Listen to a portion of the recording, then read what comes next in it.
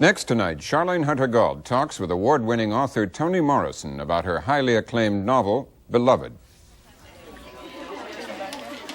As one of America's most formidable women of letters, Toni Morrison always gets a lot of attention when a novel of hers is published. Her latest, Beloved, came out in September and is already in its third printing. It's fast moving to the top of the bestseller list, following the pattern of Morrison's 4 other novels published over the last 16 years, The Bluest Eye, Sula, Song of Solomon, and Tar Baby.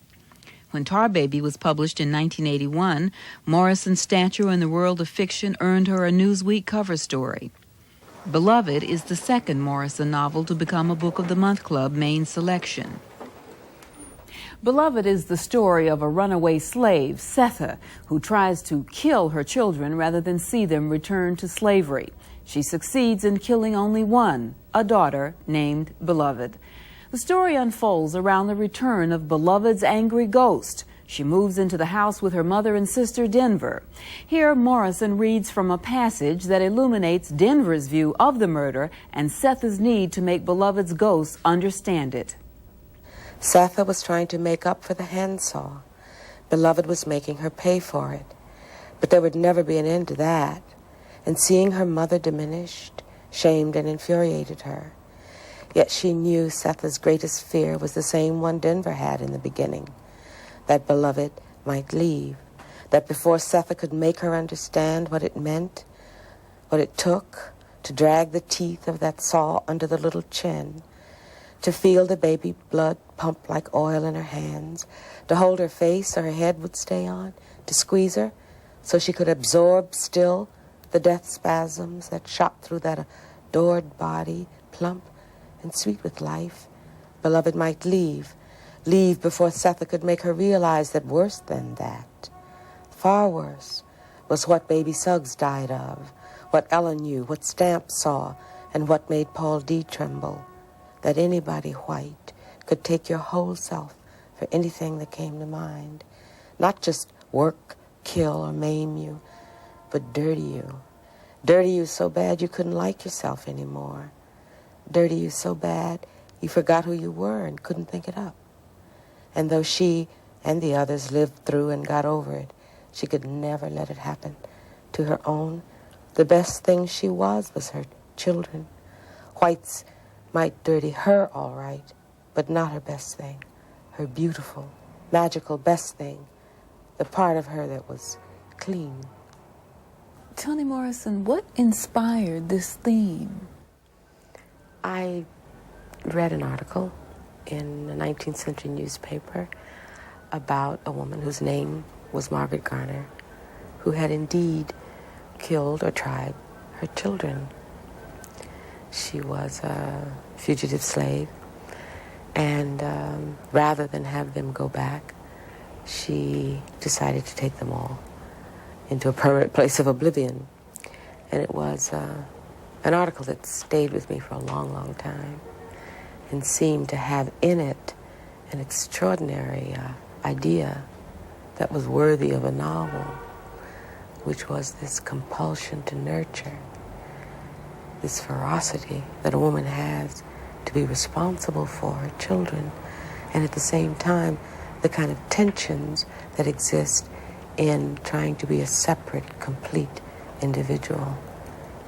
You've said that she had no right to do it, but I would have done the same thing. I mean, it was the right thing to do, but she had no right to do it. I think I felt the claims. You see, those women were not parents. People insisted that they have children, but they could not be mothers because they had nothing to say about the future of those children, where they went. They could make no decisions. They frequently couldn't even name them. So that they were denied humanity in a number of ways, but they were denied that role, which is early, has nothing to do with history. It's what women do. And so she claimed something that she had no right to claim, which was the property, her children, and claimed it so finally that she decided that she could not only dictate their lives, but end them. And when one knows what their future would be, her decision is not that difficult to understand. You've talked about previous accounts of slavery being simplistic and not probing the interior being of the characters. Is this, how difficult was it for you to probe the interior being of characters, albeit black, still from a long, long time ago? Exactly. Well, my disappointment in some of the accounts was based on the fact that this is so large, you see.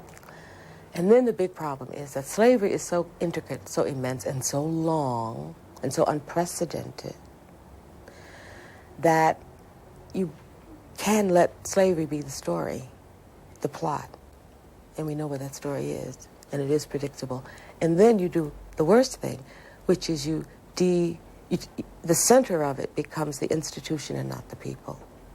So if you focus on the characters and their interior life, it's like putting the authority back into the hands of the slave rather than the slaveholder. What is the rationale for the ghost? First of all, I really wanted her past, her memories, her haunting memories, not to be abstract.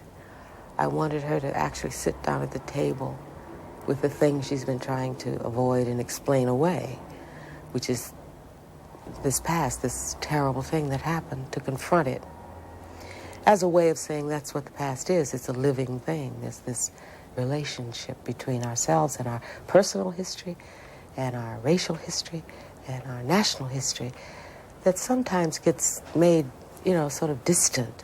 But if you make it into a person, then it's inescapable to confrontation. The other was that it was part of the milieu of black people to think in terms of a very intimate relationship between the living and the dead. They didn't have that, sort of modern dismissal. They didn't dismiss those things.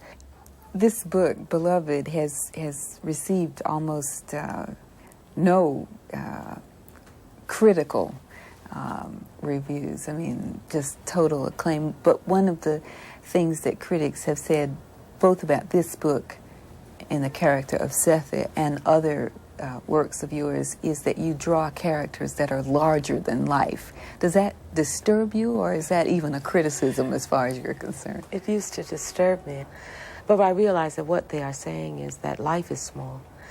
My characters are not bigger than life. They are, in fact, as big as life.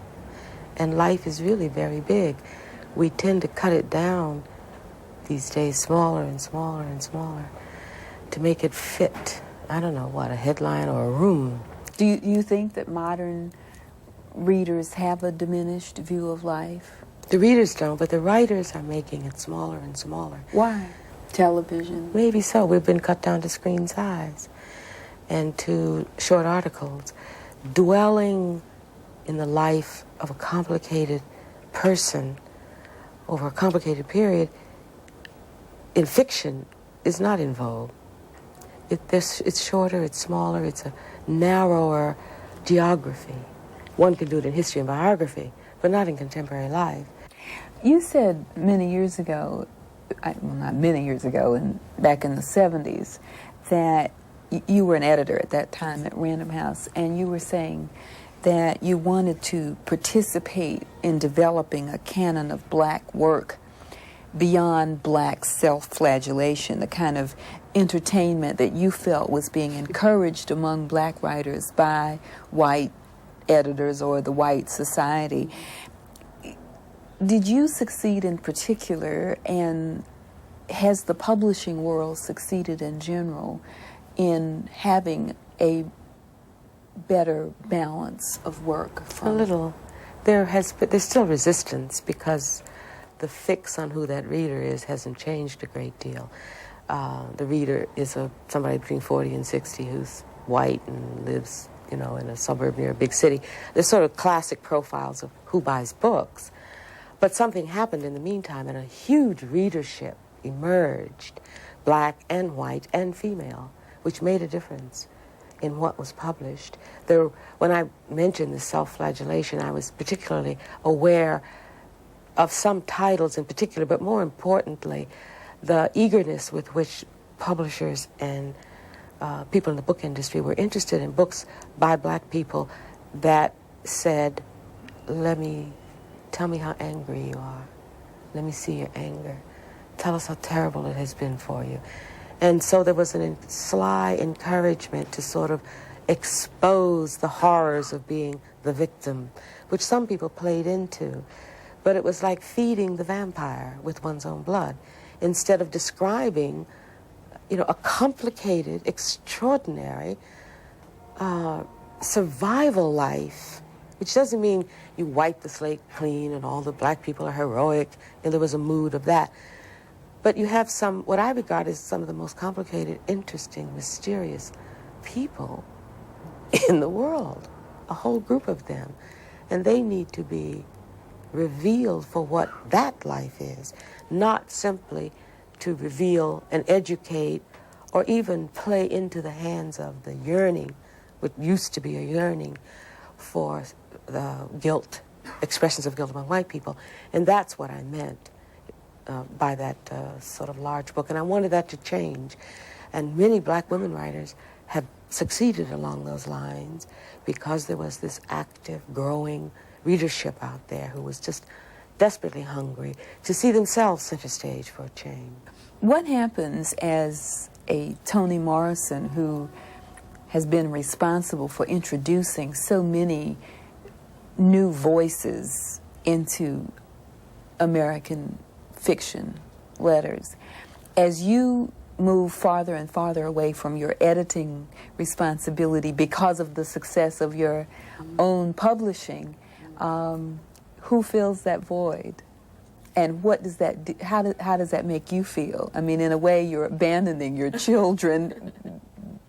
It's true, I am abandoning them as an editor, but I am convinced that the more I am well known, the better known I am, the easier it is for other writers to come along.